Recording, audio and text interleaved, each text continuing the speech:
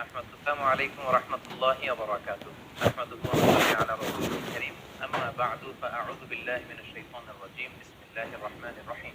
Japan থেকে সোনিয়া শারমিন নামে এক বোন প্রশ্ন করেছেন, আমি জাপানে থাকি। এটা একটা অমুসলিম দেশ যেখানে খাবারে শূকরের ব্যবহার অনেক বেশি। সি ফুডেও এরা শূকর ব্যবহার করে। প্রতিটা খাবারের উপাদান পড়ে পড়ে কিনতে হয়। দেশটা দ্বীপ দেশ বলে সামুদ্রিক অনেক প্রাণী খাবারে ব্যবহার করা হয়। আপনাকে অনুরোধ করছি যাতে যদি আপনি আমাদেরকে জানাতেন যে সামুদ্রিক কোন কোন প্রাণী খাওয়া যাবে আর কোনটা খাওয়া যাবে না, বললে খুবই উপকার হতো। উদাহরণস্বরূপ শামুক, ঝিনুক, অক্টোপাস, স্কুইড, কাঁকড়া এগুলো এখানকার অনেক হালাল নুডলসেও দেয়া থাকে। বাংলাদেশি হওয়ায় এগুলো তেমন একটা খাওয়া হয়নি। এগুলো কি হালাল? প্রিয় বোন, আপনাকে ধন্যবাদ। আপনি সি ফুড খাওয়া, সি ফুডের কিছু আইটেমের কথা উল্লেখ করেছেন, এগুলো খাওয়া হালাল কিনা এ ব্যাপারে আপনি জানতে চেয়েছেন। স্পেসিফিকলি সামুদ্রিক কোন কোন প্রাণী খাওয়া যাবে আর কোন কোন প্রাণী খাওয়া যাবে না, এটি ছিল আপনার প্রশ্ন। বিশেষ করে উদাহরণস্বরূপ শামুক, ঝিনুক, অক্টোপাস, স্কুইড এবং কাঁকড়ার কথা আপনি উল্লেখ করেছেন।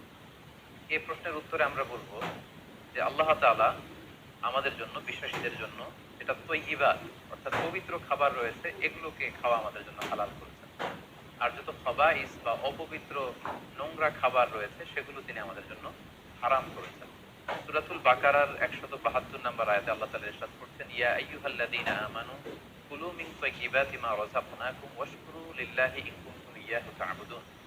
অর্থাৎ ওহে বিশ্বাসীরা, আমি তোমাদেরকে পবিত্র জিনিস থেকে যেটা রিজিক হিসেবে দান করেছি তোমরা সেটা খাও, অপবিত্র কোনো কিছু তোমরা খেও না। পাশাপাশি সূরাতুল আরাফের 157 নম্বর আয়াতে আল্লাহ তাআলা ইরশাদ করছেন, ওয়া ইউহিল্লু লাহুমুত তাইয়্যিবাতি ওয়া ইউহাররিমু আলাইহিমুল খাবাইথ। অর্থাৎ তিনি তোমাদের জন্য তৈয়িবাত বা পবিত্র খাবারগুলোকে তিনি হালাল করেছেন, আর অপবিত্র যত খাবার আছে এগুলো তিনি তোমাদের জন্য হারাম করেছেন। তো কোন জিনিস খাওয়া আমাদের জন্য হালাল আর কোনটা খাওয়া হারাম, এক্ষেত্রে আমরা বিশ্বাসীরা এই মূলনীতি সবসময় অবলম্বন করতে হবে যে যেটা তৈয়িবাত পবিত্র সেটা আমাদের জন্য খাওয়া, সেটা কনজিউম করা আমাদের জন্য হালাল। আর যেটা খাবাইস অপবিত্র সেটা কনজিউম করা আমাদের জন্য হারাম। যেমন কালামুল্লাহ মাজিদে আল্লাহ তাআলা আমাদেরকে জানিয়েছেন যে রক্ত খাওয়া হারাম, যেহেতু এটা খাবাইস। শুকরের গোশত খাওয়া হারাম, মৃত প্রাণী খাওয়া হারাম। আল্লাহ ছাড়া অন্য কোন দেব দেবীর নামে যে প্রাণীগুলোকে স্লটার করা হয়েছে, উৎসর্গ করা হয়েছে, বলি দেওয়া হয়েছে, এগুলোর গোশত খাওয়া হারাম, কারণ এগুলো সব হচ্ছে মিনাল খাবাইস, অপবিত্র। এ পর্যায়ে ডিরেক্টলি যদি আপনার প্রশ্নের উত্তরে আসি যে সি ফুডের ব্যাপারে, সমুদ্র থেকে প্রাপ্ত যে প্রাণী বা খাবার এগুলোর ব্যাপারে কোরআন আমাদেরকে কি জানিয়েছে, সেক্ষেত্রে আমরা সূরাতুল মায়েদার 96 নম্বর আয়াতকে এখানে উল্লেখ করতে চাই, যেখানে আল্লাহ তাআলা ইরশাদ করছেন, উহিল্লা লাকুম সাইদুল বাহরি ওয়া তুআমুহু মাতাআল লাকুম ওয়া লিস-সাইয়ারা। অর্থাৎ তোমাদের জন্য সাগরের শিকারকে হালাল করা হয়েছে। সাগর থেকে আমরা মাছ বা অন্যান্য যে কোনো জিনিসই শিকার করি না কেন সেটা খাওয়া, কনজিউম করা সেটা আমাদের জন্য হালাল। পাশাপাশি সাগরে মৃত যা পাওয়া যায় এটাও আমাদের জন্য হালাল। আল্লাহ বলছেন মাতাআল লাকুম ওয়া লিস-সাইয়ারা, এগুলো তোমাদের জন্য ভোগের সামগ্রী এবং নৌপথে যারা ভ্রমণ করবে তাদের জন্য ভোগের সামগ্রী। রাইসুল মুফাসসিরিন আব্দুল্লাহ ইবনে আব্বাস রাদিয়াল্লাহু তাআলা আনহু এই আয়াতের তাফসীরে সয়দুল বাহার বলতে তিনি বুঝিয়েছেন জীবিত। জীবিত তোমরা সাগর থেকে যেটাকে শিকার করো সেটা তোমাদের জন্য খাওয়া যায়। আর ওয়া তুআমুহু দ্বারা তিনি উদ্দেশ্য নিয়েছেন মৃত, অর্থাৎ সাগর থেকে প্রাপ্ত যে কোনো প্রাণী জীবিত হোক কিংবা মৃত হোক, যেভাবে আমরা আহরণ করি না কেন সেটা খাওয়া আমাদের জন্য হালাল। তার মানে সি ফুডের ব্যাপারে কোরআনের দিক নির্দেশনা হচ্ছে সাগর থেকে প্রাপ্ত জলজ যত ধরনের প্রাণী আছে সেটা চাই জীবিত হোক কিংবা মৃত হোক, সেটাকে আল্লাহ তাআলা আমাদের জন্য খাওয়া হালাল করে দিয়েছে।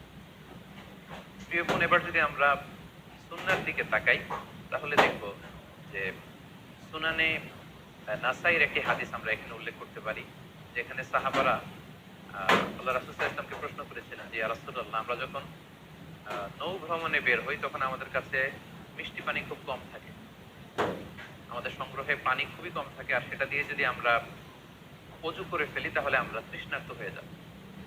হাদিসের ভাষ্যটি ছিল এমন যে ইয়া রাসূলুল্লাহ, ইন্না নারকাবুল বাহরা ওয়া নাহমিলু মা'ানা আল-কলিলা মিনাল মা ফাইন তাওয়াদ্দানা বিহি আতিশনা আফানা তাওয়াদ্দাউ মিন মাইল বাহর।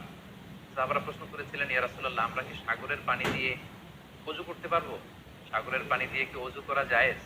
আল্লাহ রাসূল সাল্লাল্লাহু আলাইহি ওয়াসাল্লাম এই প্রশ্নের উত্তরে বলেছিলেন, হুয়া তাহুরু মাউ, হ্যাঁ অবশ্যই তোমরা সাগরের পানি দিয়ে অজু করতে পারবে, কারণ সাগরের পানি পবিত্র। যদিও আমরা জানি যে সাগরের পানি লবণাক্ত, কিন্তু সাগরের পানি পবিত্র, তোমরা সাগরের পানি দিয়ে অজু করতে পারবে। প্রশ্নের উত্তর এতটুকু দিয়ে তিনি ক্ষান্ত হননি, তিনি এক্সট্রা আরো একটা স্টেটমেন্ট তিনি দিয়েছেন, সেটা হচ্ছে আল হিল্লু মাইতাতুহু। আল হিল্লু মাইতাতুহু মানে হচ্ছে সাগরের মৃত প্রাণী খাওয়া তোমাদের জন্য হালাল। অর্থাৎ সাগরের পানি পবিত্র, আর সাগরের মৃত প্রাণী এগুলো তোমাদের জন্য খাওয়া হালাল। সম্মানিত সুধী, কোরআনের এই আয়াতটি এবং কোরআনে নাসাইর এই হাদিসের বর্ণনা থেকে আল্লাহ রাসূল সাল্লাল্লাহু আলাইহি ওয়াসাল্লামের উত্তর থেকে আমরা বুঝতে পারলাম সাগর থেকে পাওয়া যত ধরনের সি ফুডের আইটেম হতে পারে, যত ধরনের খাবার হতে পারে, এটা চাই জীবিত হোক কিংবা মৃত হোক, সেগুলো আল্লাহ তাআলা আমাদের জন্য কনজিউম করা, সেগুলো খাওয়া, সেগুলো আহরণ করা, সেগুলো শিকার করা আল্লাহ তাআলা আমাদের জন্য বৈধ করে দিয়েছেন। তবে কোন কোন স্কলার গুটি কয়েক প্রাণীর ব্যাপারে তারা দ্বিমত পোষণ করেছেন, কিন্তু আমরা যদি মেজরিটি স্কলারদের দিকে তাকাই তাহলে দেখব গোটা বিশ্বে যত স্কলার আছে মেজরিটি স্কলাররা ওনারা সি ফুডের সকল আইটেম খাওয়া হালাল, শিকার করা হালাল, খাওয়া হালাল বলে ওনারা মন্তব্য পেশ করেছেন। যারা এ ব্যাপারে কিছু কিছু প্রাণীর ব্যাপারে ভিন্ন মত পোষণ করেন তাদের কয়েকটি মতামত আমি আপনাদের সামনে তুলে ধরছি। যেমন কোনো স্কলাররা বলেছেন যে সাগরের প্রাণী খাওয়া তখন জায়েজ হবে যদি সেটা সবসময় সাগরে বসবাস করে, অর্থাৎ সেটা জলজ প্রাণী হতে হবে, কিছু সময় জলে থাকে আবার কিছু সময় স্থলে থাকে, এ জাতীয় প্রাণী খাওয়া যাবে না।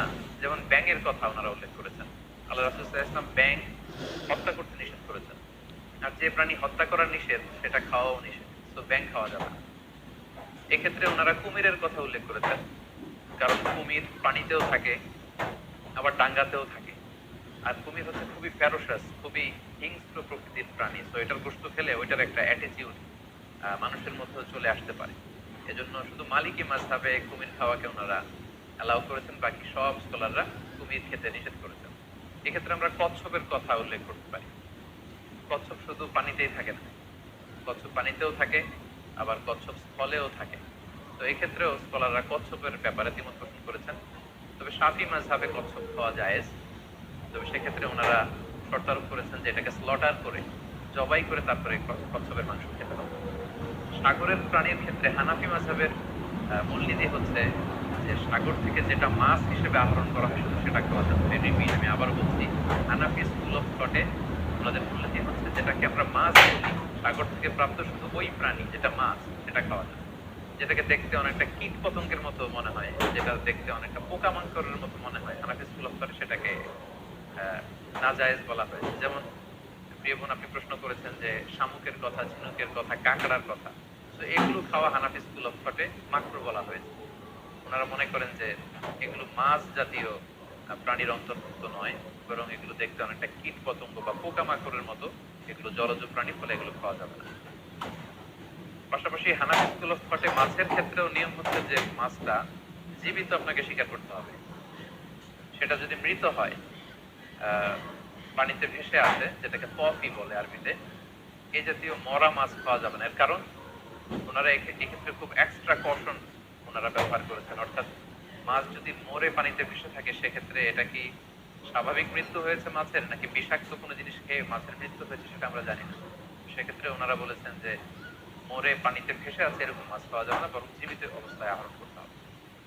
পাশাপাশি হানাফি স্কুল অফ থটে আরো একটি বিষয়কে শর্ত আরোপ করা হয়েছে, সেটা হচ্ছে খবিস হতে পারবে না, মিনাল খাবাইস হতে পারবে না, অর্থাৎ দেখতে এটাকে একটু অপছন্দনীয় লাগে, দেখতে কেমন কেমন যেন লাগে। আমাদের মানবিক যেই আমাদের চিন্তা বা গুণাবলী, আমরা সাধারণ মানুষ সেটাকে দেখতে সুন্দর লাগবে না, সেটাকে কেটে ফ্রাই করে খেতে আমাদের ভালো লাগবে না, এরকম হলেও সেটা খাওয়া যাবে না। তাদের মূলনীতি হেদায়েতে যেটা এসেছে সেটা হচ্ছে মাসি ও আসসামাক ফাহুয়া খবিস। সাগরের প্রাণীর মধ্যে মাছ ছাড়া যা আছে, হানাফি স্কুল অফ থটে তারা বলছেন যে এগুলো সবগুলোই খবিস, এগুলো তো ইবাদ নয়। কারণ আল্লাহ তাআলা আমাদেরকে যে ইবাদ খাবারকে হালাল করেছেন সেটা এর অন্তর্ভুক্ত নয়। এই কয়েকটি দ্বিমত ছাড়া আমরা যদি গোটা ওয়ার্ল্ডের মেজরিটি স্কলারদের দিকে তাকাই তাহলে দেখবো যে ওনারা সব ধরনের সি ফুডকে হালাল করে দিয়েছেন।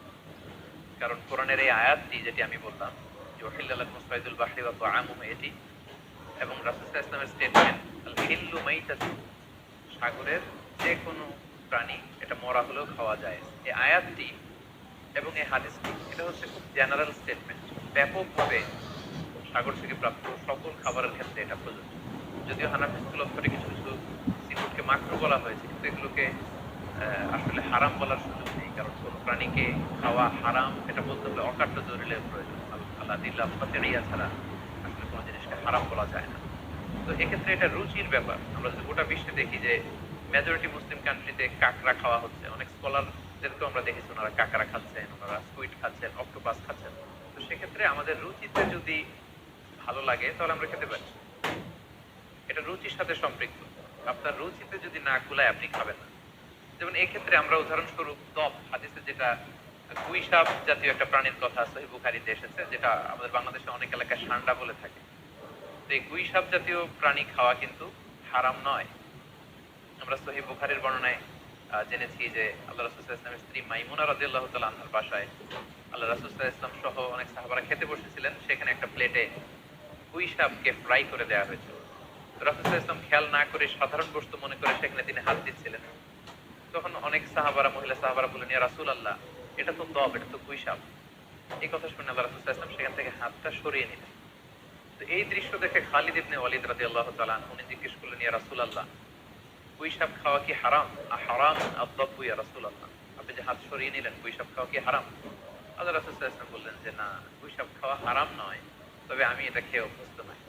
আমাদের এলাকাতে এটা পাওয়া যায় না, এজন্য আমি এটা খাচ্ছি না। তাহলে বোঝা গেল এক্ষেত্রে এটা রুচির সাথে সম্পৃক্ত। তো গুইসাপ হালাল বলে যে গুইসাপ আমাদেরকে খেতে হবে, সান্ডা আমাদেরকে খেতে হবে, এমন কোনো কথা নেই। আপনার যদি রুচিতে কুলায় আপনি খাবেন, আর রুচিতে যদি আপনার না আসে তাহলে আপনি খাবেন না। অনুরূপ ভাবে যেহেতু সাগরের মাছ হিসেবে হাঙ্গর মাছ, তিমি মাছের ব্যাপারে অনেকে আমাদের কাছে জানতে চায়, আমরা বলবো যে হাঙ্গর মাছ খাওয়া, তিমি মাছ খাওয়াও হালাল যদি আপনার রুচিতে আসে।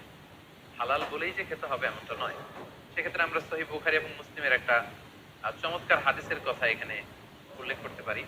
সেখানে আমরা জেনেছি যে সাহাবাদের একটা দলকে আল্লাহ রাসূল সাল্লাল্লাহু আলাইহি ওয়াসাল্লাম একটা নৌ সফরে পাঠিয়েছিলেন। বেসিক্যালি কুরাইশদেরকে আটকানোর জন্য সাওয়াহিলি পথে সাগরের উপকূল দিয়ে ওনারা গিয়েছিলেন। হাতে খাবার ছিল না, খেজুর ছিল, খেজুর শেষ, গাছের পাতা পেরে পেরে ওনারা খেতেন। হঠাৎ প্রচন্ড ক্ষুধার্ত অবস্থায় ৩০০ জন সাহাবীর একটা কাফেলা, তারা সাগরের পাড়ে যেয়ে দেখলেন সাগরের ঢেউয়ের ধাক্কায় বিশাল এক তিমি মাছের মতো একটা প্রাণী পড়ে আছে। ওনারা এই তিমি মাছ তখন খেতে আরম্ভ করলেন। তারা সেখানে প্রায় ১ মাস ছিলেন। সংখ্যায় ছিল ৩০০ জন সাহাবীর মতো।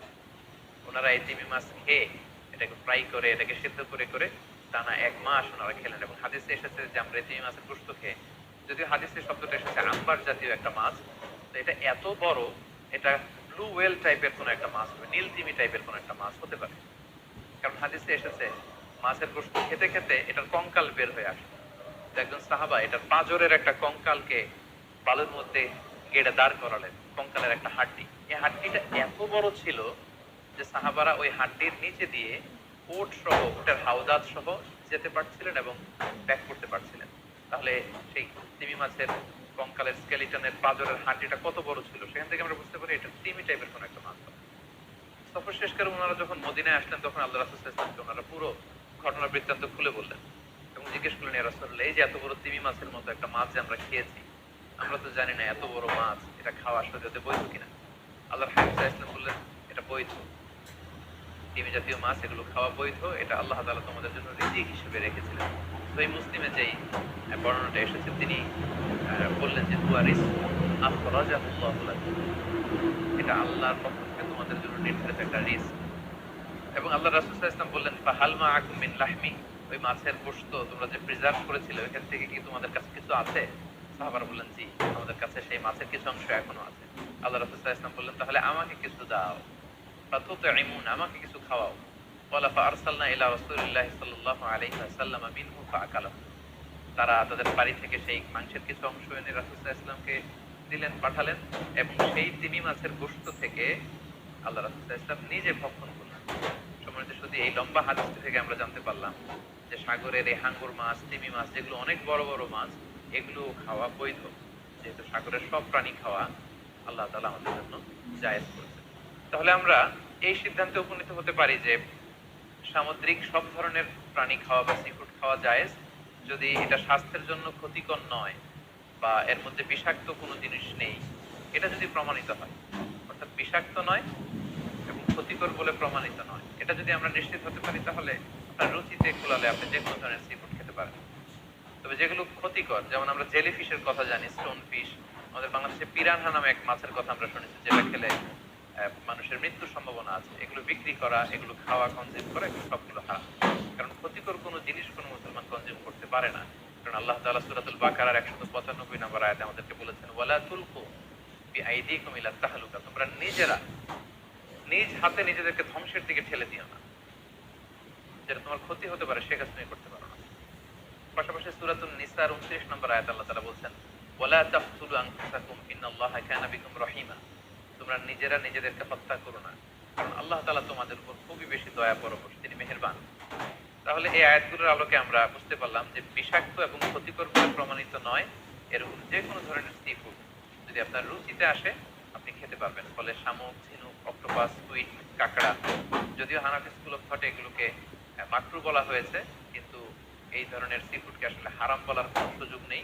এগুলো হালাল ইনশাআল্লাহ, আপনি চাইলে এগুলো কনজিউম করতে পারবেন, এগুলো খেতে পারবেন ইনশাআল্লাহ।